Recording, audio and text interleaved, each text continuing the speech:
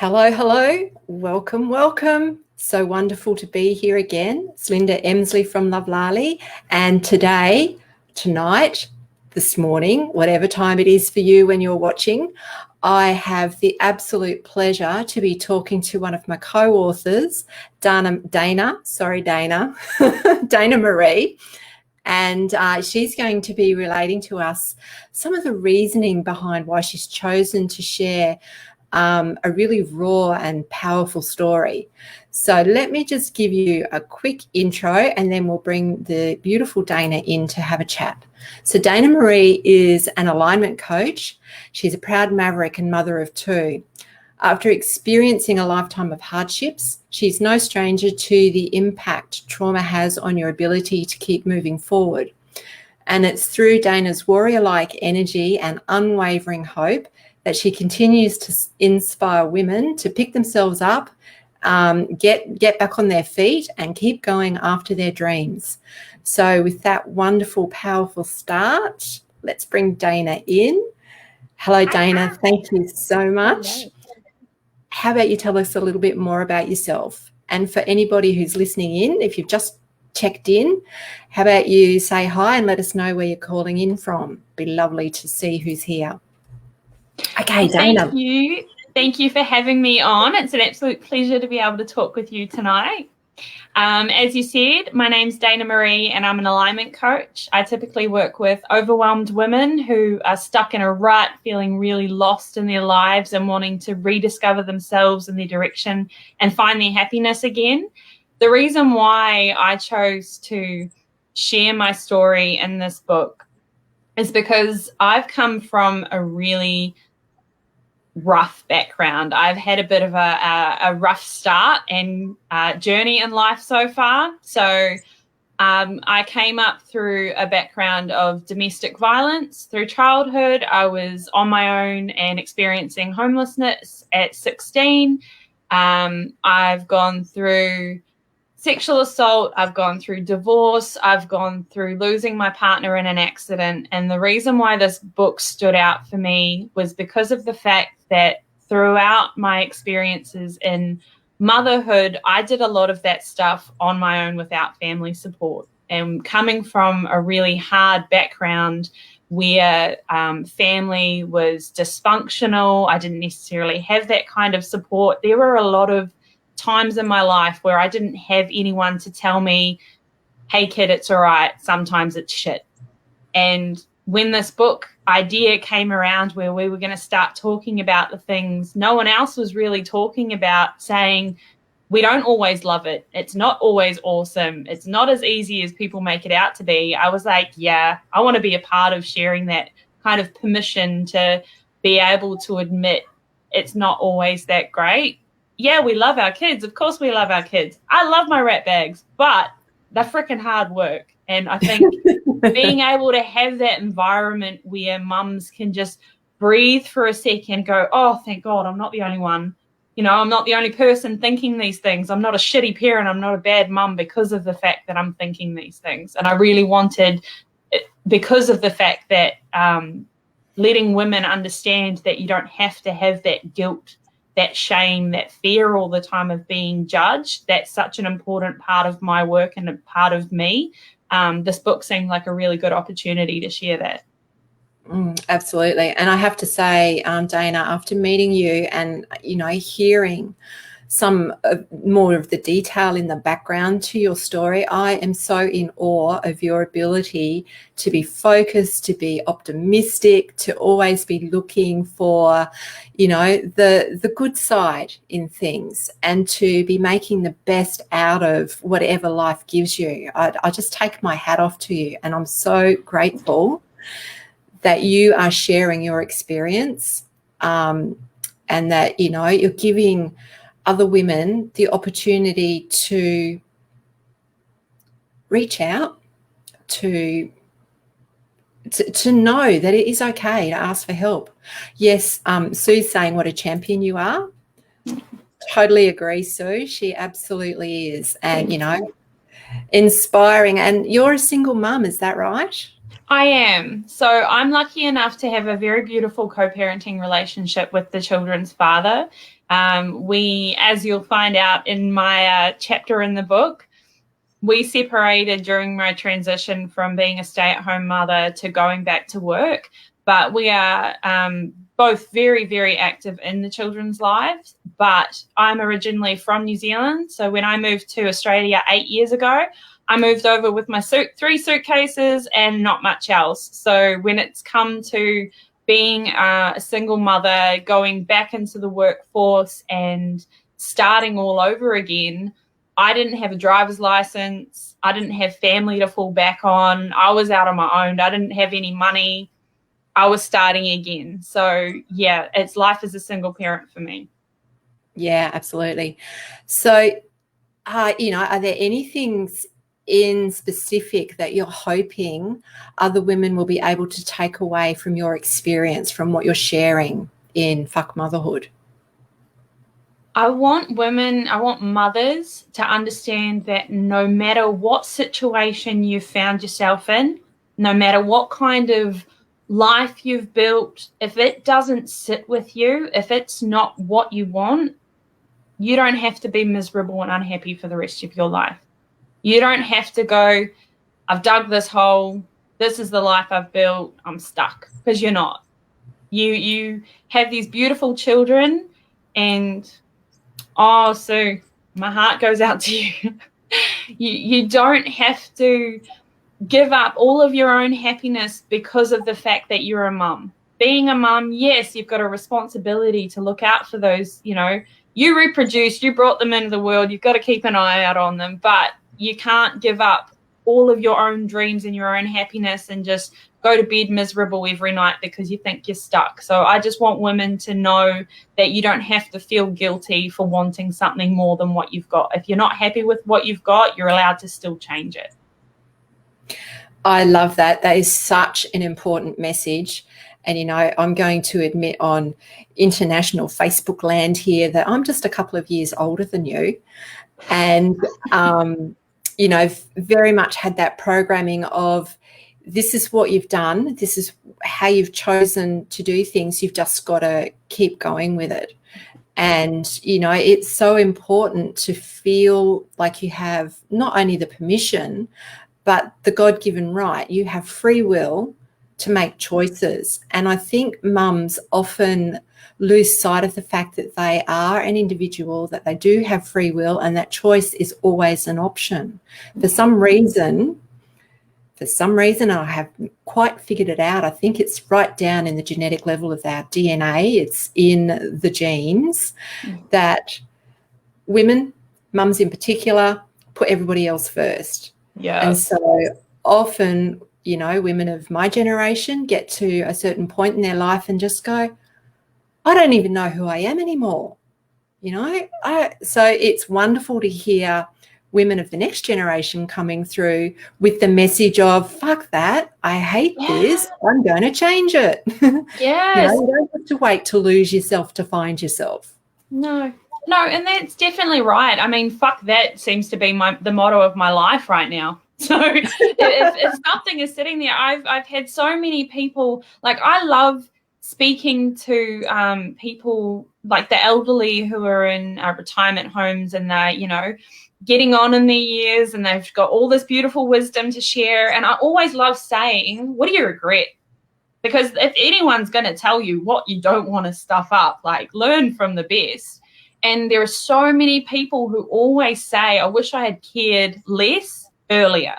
And I was like, well, I'm still young. I've still got time not to give a fuck what everyone else thinks. Why not start now? And I look at what my mother went through. I look at what my grandmother went through, and generations of women, not even just my family, across the board, who have been loyal to their family, and they did the dutiful wife thing, and they thought, this is my role and this is what I've got to do.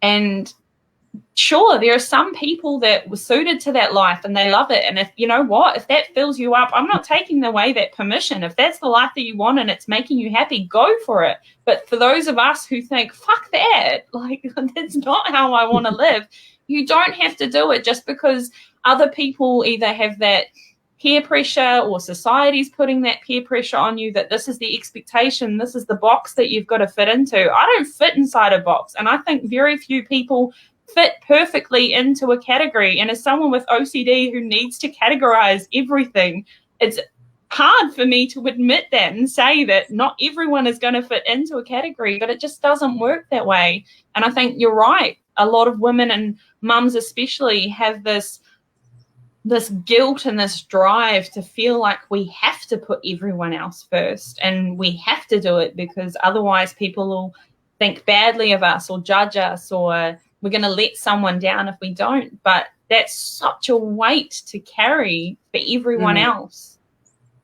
Yeah, absolutely. And that's the thing. I think a part of what I see in clinic with mums in particular is this weighing down of the body and the soul because they've taken on responsibility for things that actually aren't their responsibility, because we feel like we're responsible for so much. So, yeah, really powerful message that you're carrying there. I'm just reading Sue's comment. We become empowered from feeling disempowered and finding our sweet spot of courage and drive. Yeah, sometimes we definitely do need to experience some of that disempowerment to go, actually, I've got self-worth. I actually deserve more than that. Yeah, absolutely. So I was actually talking to Bridget last night. She's our publisher. And, as well as there's some of us who are sharing, oh my God, some of the shit stuff that we went through as a mum that's made us stop in our tracks and just go, oh, fuck motherhood. But then there are other women who are coming on board who are sharing, okay, I'm not following societal expectations in any format, and they're showing us a completely different way of mothering. And in particular, there's the unschooling movement. And I've never encountered that until this book. Yeah, so I'm really interested to see what that's about, how it works, and how much freedom that must be bringing in to so many families around the world. What's your experience of that? Do you have much of a understanding or experience with unschooling? So the original way that I went into motherhood was the idea that was actually going to be how I was going to raise my children. I'm a homesteader at heart. We had the land. I was grinding my own flour. I was baking my own bread. I wanted to be self-sufficient. I wanted to school my kids at home. I wanted them growing up in the farm life and learning where their food was coming from. I was stay-at-home mum. I was with my babies 24/7, every moment, whether I was on the toilet, whether I was going out to try and get the mail, whether I was trying to load washing with a baby on the boob. That was my life. So going from that to getting divorced and sending my kids to daycare 5 days a week because I had that 50-50 arrangement with their father, that was a shock to the system, because it never occurred to me that my children would go to public school. It never occurred to me that actually this schooling system, or unlearning or unschooling this idea of how I was going to educate my children. I had put years of researching and connecting to homeschooling groups, and I had this idea of the curriculum I would try and use, which with unschooling, I mean, everyone's going to do it differently. It's very child-led from what I had understood. You're baking and cooking, and your children are learning through experiences. You're playing at home and they're learning through those experiences. And now I was back to a 9 to 5 and sending my kids off to daycare, and someone else was teaching my children how to read and how to play. And that was very, very emotional for me, because for me, it felt like I was giving a part of my responsibility over to someone else. So I completely understand where some of the mums in this book are coming from when it comes to this idea about how they want to educate their children, because it was for so long the way I thought I was going to end up educating mine.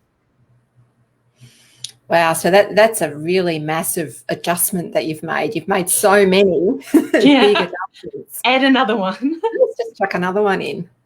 So, I mean, being a mum is a full-time job, and you're also a solopreneur. That's pretty much a full-time job.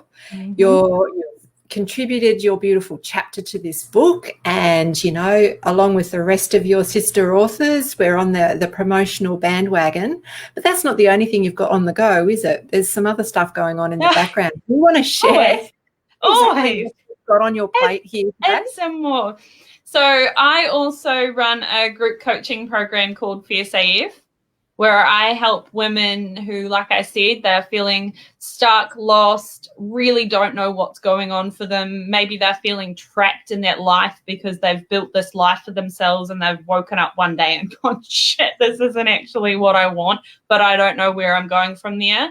And I take them through that transformation and that journey of rediscovering at their core who they are outside of the expectations of everyone else in their life, through that discovery of where their direction actually is and what is their life going to look like. So that the same week that our book comes out, because it wasn't busy enough, let's whack another one on. So end of May, I'm launching another intake of that program, and it's been amazing seeing the women come through that transformation because of the fact that guilt for mums, but for women in general, I think guilt is something that we just take on because we feel like that's our role.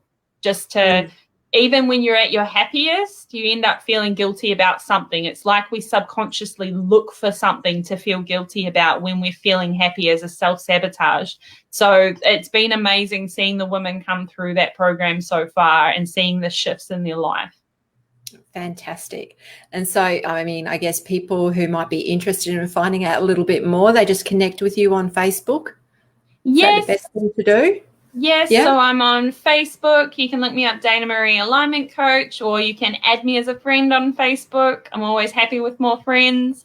You can find me on Instagram, and I also have a free Facebook group called Women Smashing Glass Ceilings. If you want a cool tribe of people who cuss like sailors but lift each other up. We're a pretty good group. But yes, come and find me if you'd love to know more. Fantastic. So can I just ask, it's SAF or SAS? Fierce AF, as in fierce as fuck. Fierce AF. So FAF. Okay, yes. Because I'm going SAS. Is that the SWAT squad? What's that? So fierce as fuck. I love it. Yeah, yes. That's great. Fantastic. Excellent. So now, do you have anything else that you would like to leave our listeners, our audience, our commenters and contributors with tonight? I would like to say, if you feel like you are alone, if you are feeling guilt or shame around decisions that you have made and you feel like you just have to suffer in silence because you made those decisions, you don't. You don't. So please, please, please, if you can do anything for yourself today, make a change that's actually going to make you happy, because you deserve it. Absolutely. You know, it's interesting you say that. I was talking to a skin doctor today, and he was saying he had a similar conversation with his children last night, that, you know, choose whatever it is you want to do, as long as you're going to be happy doing it, because you're going to spend a lot of your time in your life doing whatever that is. Yes. Yeah, you're the one stuck with your life. So if anyone's going to be making those decisions, you should be making them for yourself, because you're the one who has to live through all of them. Yeah. And just before we go, like I said, I was talking to Bridget last night, and she did say there's still some spaces open. So if anybody out there, join us. Yeah, come and play. If you're live here or if you're watching the replay, there are some spaces still available. If you have a beautiful story that you want to share, that you feel this is going to make some impact, help other women in a mothering role make empowering choices and find happiness if they're not happy doing what they're doing,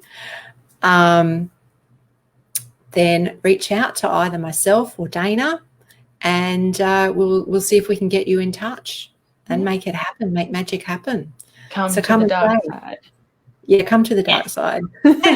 Unconventional motherhood. It's the place to be. And Sue is asking a question. Let me just see what that says. Women smashing glass ceilings, Sue.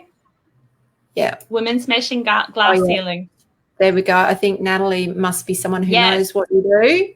Thank you, Natalie. One of the ladies. Yes, thank you. Awesome. So now anybody who's tuning in at the moment, if there are any questions, pop them in now. Otherwise, I think now's a really nice place to call it quits for the night. Yes. It's been an absolute pleasure talking to you, Dana. Thank you so much for your time. Thank you for sharing courageously what's been going on for you and for that beautiful shining smile that comes through. It's awesome. Absolutely. Thank you. It's been amazing talking with you. I can't wait to read our chapters, read our book. Yeah, fantastic. All right, well, good night to you all. God bless. All that sort of stuff. Actually, it's Goddess blessing if it's coming from me.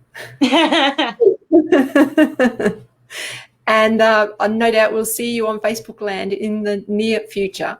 Bye for now. Bye.